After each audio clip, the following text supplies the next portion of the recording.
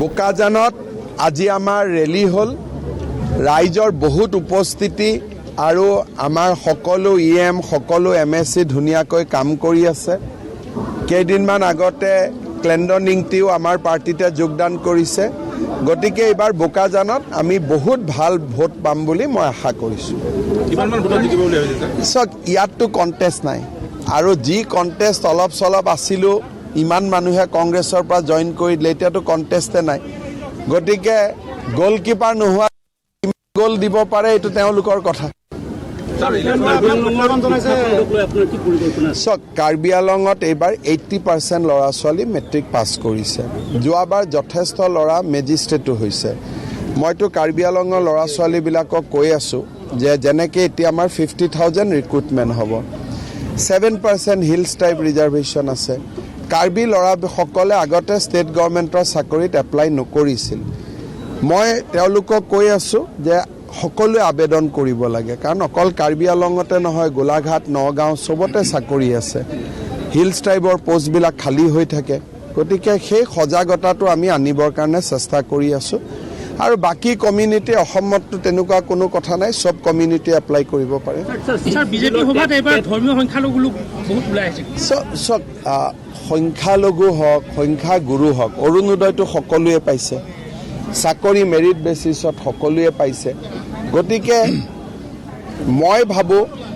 যে সকলো শ্ৰেণীৰ মানুহে বিজেপিৰ প্ৰতি আকৃষ্ট হৈছে আৰু ভাল চৰকাৰ দেশত শান্তি আছে কোনো কনফ্লিক্ট নাই কাজিয়া পেচাল নাই গতিকে মানুহ ডেফিনেটলি বিজেপিৰ ফালে আহিছে বা আহি থাকিব সেকেন্ড ফেজৰ ফলাফল কি হ'ব ভাল হ'ব ইয়াত আপোনালোকে নিজেই ফিল্ডত থাকে আৰু মোক সোধাতকৈ মইহে আপোনালোকক সুধিব লাগে ফলাফল কি হ'ব পাৰ্টিৰ নাম ক'লে কোনেও কাকো ভোট নিদিয়ে হয়নে নহয় এটা গৰুক আমি দানা খুৱাওঁ গাখীৰ নোলালে লাভ আছে জানো একোতো লাভ নাই কংগ্ৰেছ পাৰ্টিক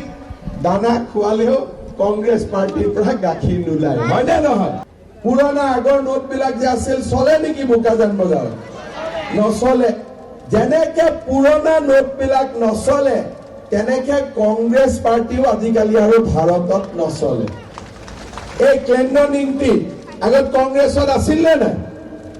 চাওক ক'ত গ'ল ক্লেণ্ডন এইটো বীৰেন সিং নিংটি ল'ৰা হয়নে নহয় আগত কংগ্ৰেছত আছিলে নাই এতিয়া ইও গম পাই গ'লে যে কংগ্ৰেছৰ নোট বজাৰত নচলে এতিয়া হয়নে সব বিজেপিত আহি গ'ল বিজেপি মানে কি বিজেপি মানে মোদী কি পৰিবাৰ মানে আমি সব একটাই ফেমিলি সব একেই ঘৰ একেই মামা একেই ভাগিন একেই বাবা একেই ভণ্টি একেই ভাইটি তো আমাৰ ডিস্ট্ৰিক্ট কংগ্ৰেছত আছিলে ট্ৰেজাৰাৰ আছিলে তেওঁ আজি জইন কৰিছে আমাৰ বৰা ডাঙৰীয়া এইটো ৰতন নিংটি ককাই তেওঁ জইন কৰিছে হয়নে নহয় ব্লক কংগ্ৰেছ প্ৰেচিডেণ্ট আছিলে তাৰ মানে ৰাজে নিংটি এতিয়া আপোনালোকে চাওক যদি কংগ্ৰেছৰ পৰা মানুহবোৰ কিয় আহি আছে বিজেপি এইকাৰণে বিজেপিত আহি আছে কাৰণ কংগ্ৰেছ পাৰ্টি আৰু এতিয়া অসমত কোনো জায়গা কংগ্ৰেছ পাৰ্টিৰ নাম ক'লে কোনেও কাকো ভোট নিদিয়ে হয়নে নহয় এটা গৰুক